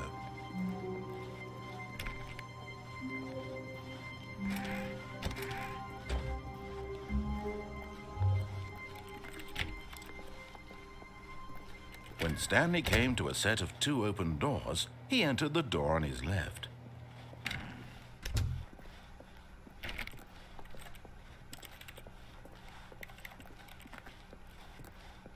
Yet there was not a single person here either. Feeling a wave of disbelief, Stanley decided to go up to his boss's office. Hoping, coming to a staircase, Stanley walked upstairs to his boss's office.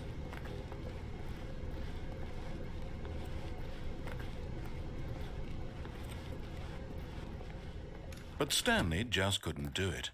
He considered the possibility of facing his boss. Admitting he had left his post during work hours, he might be fired for that. And in such a competitive economy, why had he taken that risk? All because he believed everyone had vanished? His boss would think he was crazy. And then something occurred to Stanley. Maybe, he thought to himself, maybe I am crazy. All of my co-workers blinking mysteriously out of existence in a single moment for no reason at all? None of it made any logical sense. And as Stanley pondered this, he began to make other strange observations. For example, why couldn't he see his feet when he looked down? Why did doors close automatically behind him wherever he went? And for that matter, these rooms were starting to look pretty familiar. Were they simply repeating? No, Stanley said to himself, this is all too strange. This can't be real. And at last, he came to the conclusion that had been on the tip of his tongue. He just hadn't found the words for it. I'm dreaming, he yelled. This is all a dream. Oh, what a relief Stanley felt to have finally found an answer, an explanation. His co-workers weren't actually gone. He wasn't going to lose his job. He wasn't crazy after all. And he thought to himself, I suppose I'll wake up soon. I'll have to go back to my boring real-life job pushing buttons. I may as well enjoy this while I'm still lucid. So, he imagined himself flying and began to gently float above the ground. Then he imagined himself soaring through space on a magical starfield, and it too appeared. It was so much fun, and Stanley marveled that he had still not woken up. How was he remaining so lucid? And then perhaps the strangest question of them all entered Stanley's head. One he was amazed he hadn't asked himself sooner. Why is there a voice in my head dictating everything that I'm doing and thinking? Now the voice was describing itself being considered by Stanley, who found it particularly strange. I'm dreaming about a voice describing me, thinking about how it's describing my thoughts, he thought. And while he thought it all very odd and wondered if this voice spoke to all people in their dreams, the truth was that, of course, this was not a dream. How could it be? Was Stanley simply deceiving himself, believing that if he's asleep, he doesn't have to take responsibility for himself? Stanley is as awake right now as he's ever been in his life. Now, hearing the voice speak these words was quite a shock to Stanley. After all, he knew for certain, beyond a doubt, that this was in fact a dream. Did the voice not see him float and make the magical stars just a moment ago? How else would the voice explain all that? This voice was a part of himself too. Surely, if he could just... He would prove it. He would prove that he was in control, that this was a dream. So he closed his eyes gently, and he invited himself to wake up. He felt the cool weight of the blanket on his skin, the press of the mattress on his back, the fresh air of a world outside this one. Let me wake up, he thought to himself. I'm through with this dream. I wish it to be over. Let me go back to my job. Let me continue pushing the buttons. Please, it's all I want. I want my apartment and my wife and my job. All I want is my life exactly the way it's always been. My life is normal. I am normal. Everything will be fine. I am okay.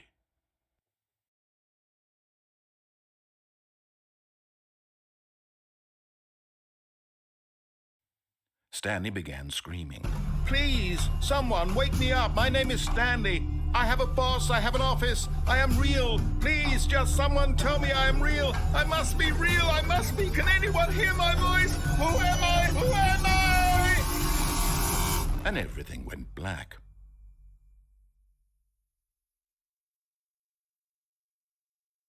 This is the story of a woman named Mariella. Mariella woke up on a day like any other.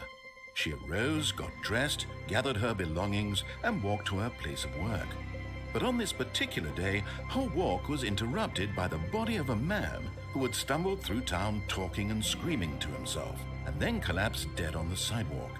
And although she would soon turn to go call for an ambulance, for just a few brief moments, she considered the strange man. He was obviously crazy. This much she knew. Everyone knows what crazy people look like. And in that moment, she thought to herself how lucky she was to be normal. I am sane. I am in control of my mind. I know what is real and what isn't. It was comforting to think this, and in a certain way, seeing this man made her feel better.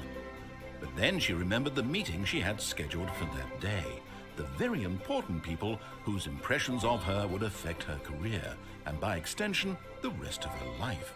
She had no time for this, so it was only a moment that she stood there, staring down at the body. And then she turned and ran.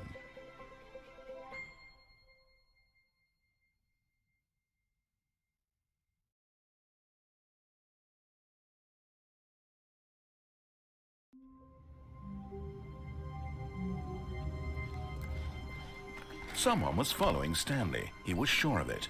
If he checked over his shoulder now, he would surely catch them. It was only a matter of time.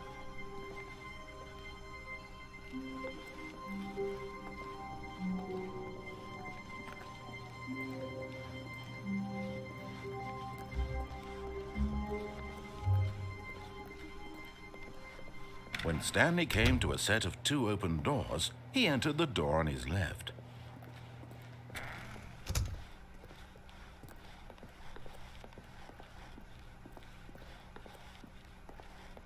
Yet there was not a single person here either.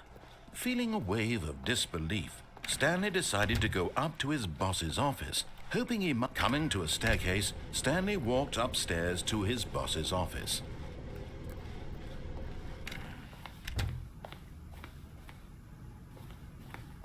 Stepping into his manager's office, Stanley was once again stunned to discover not an indication of any human life.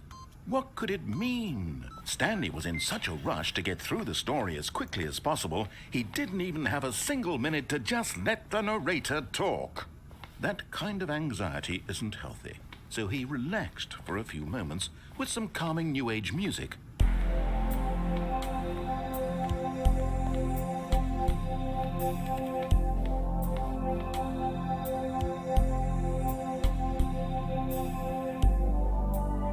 Feeling soothed and rejuvenated, Stanley calmly walked forward into the opened passageway.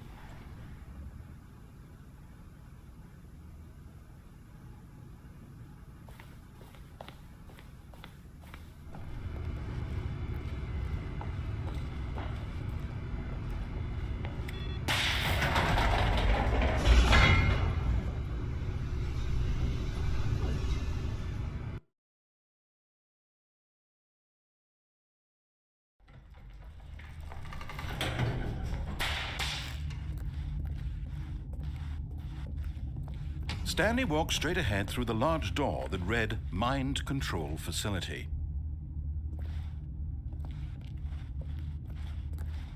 Although this passageway had the word Escape written on it, the truth was that at the end of this hall, Stanley would meet his violent death.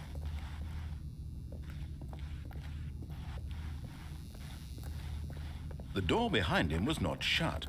Stanley still had every opportunity to turn around and get back on track. At this point, Stanley was making a conscious, concerted effort to walk forward and willingly confront his death.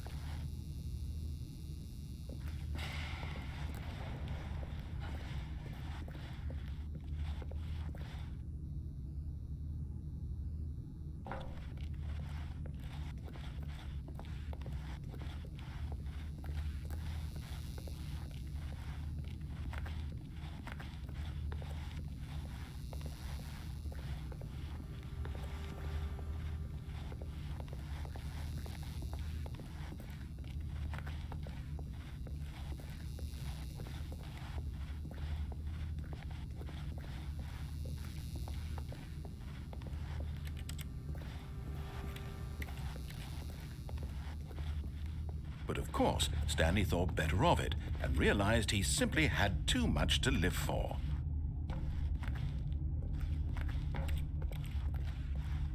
Nope, still on board with death.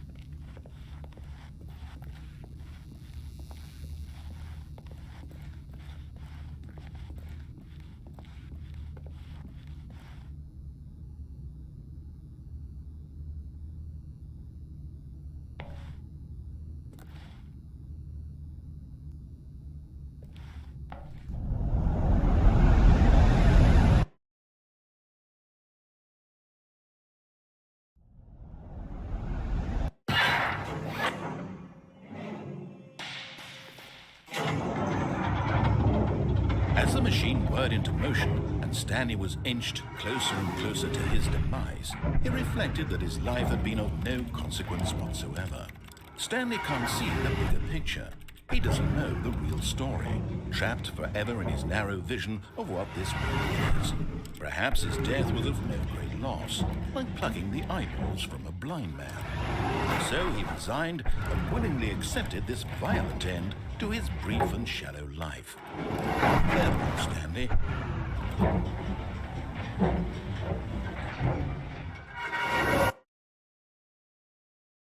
"Farewell, Stanley," cried the narrator, as Stanley was led helplessly into the enormous metal jaws. In a single visceral instant, Stanley was obliterated as the machine crushed every bone in his body, killing him instantly.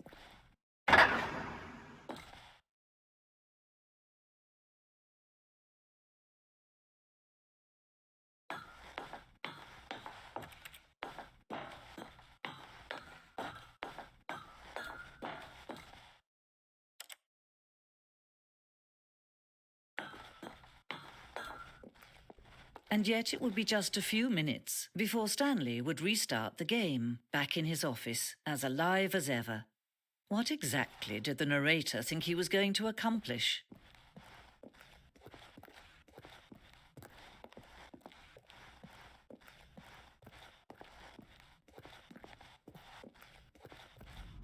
When every path you can walk has been created for you long in advance, death becomes meaningless, making life the same. Do you see now? Do you see that Stanley was already dead from the moment he hit start?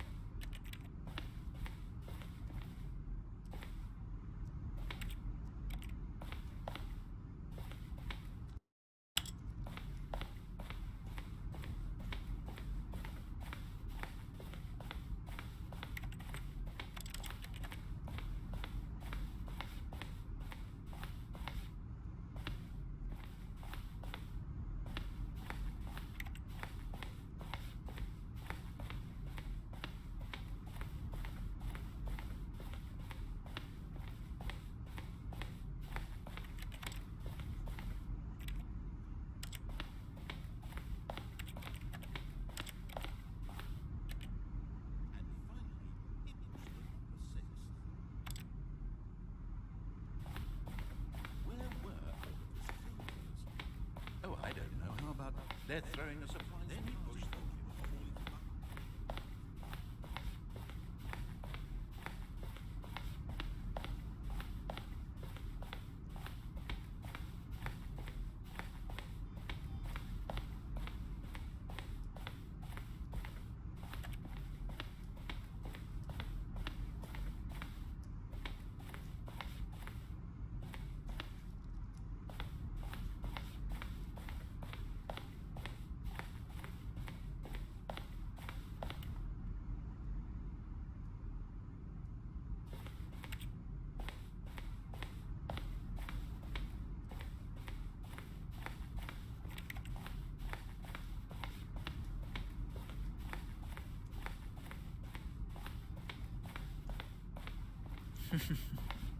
Oh, look at these two. How they wish to destroy one another. How they wish to control one another. How they both wish to be free.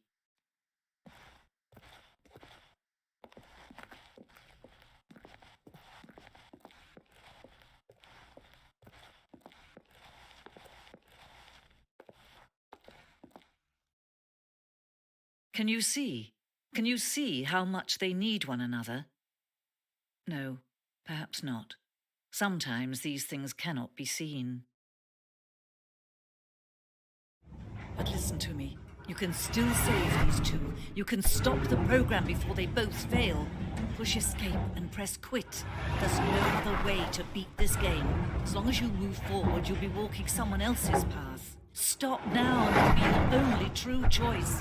Whatever you do, choose it. Don't let time choose for you. Don't let time choose.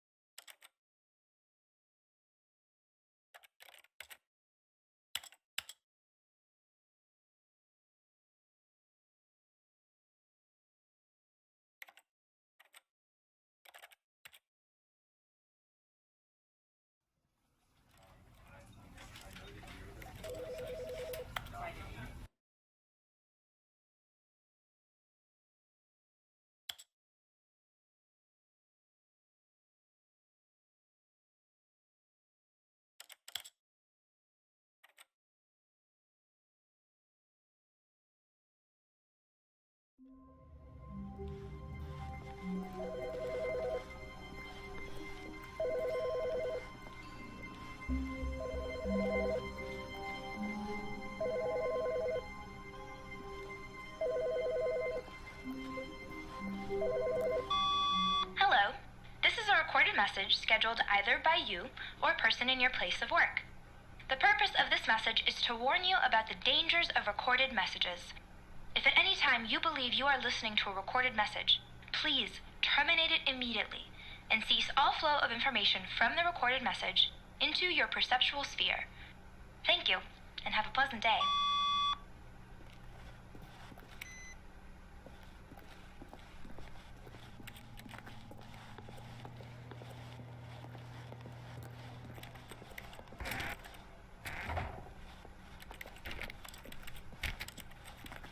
When Stanley came to a set of 2 open doors, he entered the door on his left.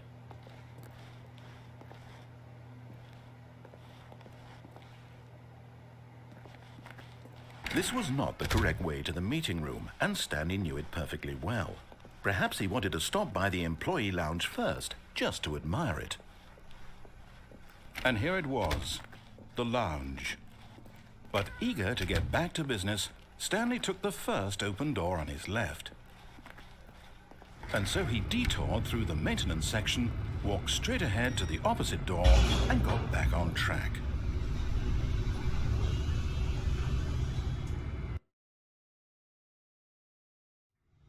But Stanley didn't want to go back to the office. He wanted to wander about and get even further off track. So now in order to get back, he needed to go, from here it's, oh, no, it's to the right, my mistake. No, not the right. Why would I have ever said it was to the right? What was I thinking? It's clearly... Oh dear, would you hold on for a minute, please? Now, let's see. We went down right, left, down, left, right. Yep, okay, yes. I've got it now. This story is absolutely, definitely this way.